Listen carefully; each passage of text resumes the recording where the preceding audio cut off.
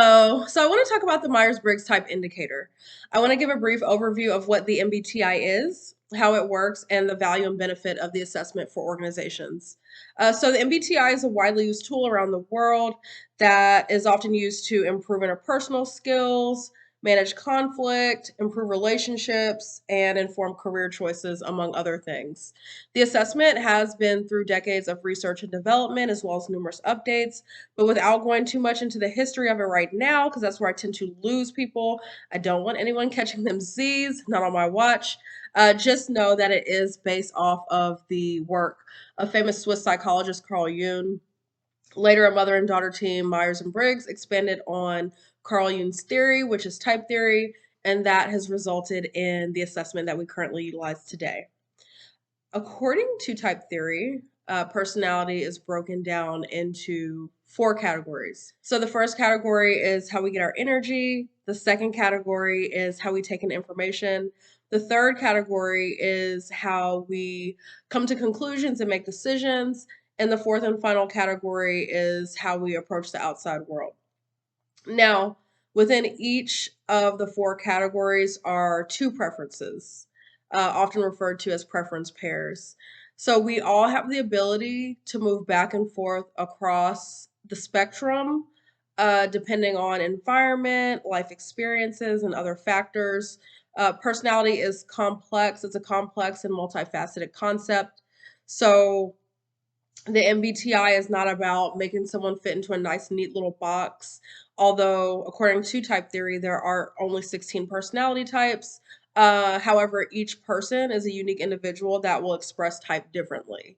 So, taking the assessment is more so about discovering your natural preferences and strengthening those non-preferred mental processes and learning to adapt when necessary, which can significantly reduce the amount of stress in our lives. Of equal importance, it gives you insight into why there are some people that really just get on your nerves. I mean, just kidding. Of equal importance, it does give you some insight into how others around you may think and act differently and how to respond accordingly. Okay. So let's jump into the first preference pair, which is the introversion extroversion dichotomy. And this is, as I said before, how we get our energy. Now, when I facilitate MBTI workshops and one-on-one coaching sessions, there seems to be this consensus that extroverts are loud and outgoing and social, while introverts are quiet and shy. However, the MBTI does look at introversion and extroversion in terms of energy.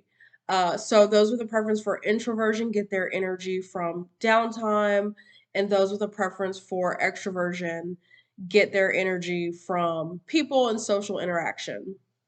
So I could spend a good hour going deeper into the introversion extroversion dichotomy, but one thing I want to highlight is those with a preference for introversion learn better by thinking things through and doing internal processing, while those with a preference for extroversion learn better by talking things through and external processing. Um, I use the word preference instead of saying, oh, this is an extrovert or this is an introvert, because preference implies that we have the ability to do both. One is just more natural, comes more natural to us, while the other one may require a little bit of work. So let me give an example of how this can play out in an organizational setting. This is something that I've observed before. So meetings, right? I just want to say that meeting facilitation is a leadership development skill that often gets overlooked, but that's just my 2 cents. That's neither here nor there. Anyway, typically in a meeting, the extroverts will just dominate the meeting with their back and forth banter, bouncing ideas across the room, interrupting each other sometimes, because those high on the extroversion scale have a tendency to interrupt people. No offense to my extroverts out there, it's just, it is what it is. While the introverts are sitting there just like dreading it. Just when is this meeting going to be over? You get the idea. So, if you are a dynamic leader, not average, but dynamic, one of the goals of your meeting should be to achieve synergy. Okay. Now, by incorporating periods of silence into your meeting when you're creating or planning your agenda, you create an opportunity for those with a preference for introversion to become more engaged and participate equally. For example, techniques such as silent reading or brain writing, brainstorming, polling on the mobile device, um, tied centrally to the goal of the meeting, will maximize the feedback you get from the group as a whole. Okay, so that's just one example of type. That's the first part.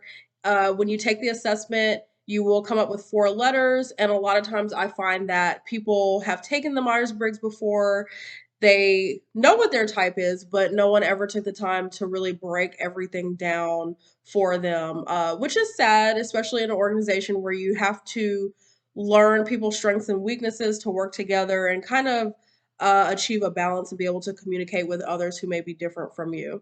So look for some more of my videos. I'll go through more of the preferences as it relates to organizational settings and leadership development. And I look forward to helping you increase efficiency and communication in your organization. Thank you and have a great day.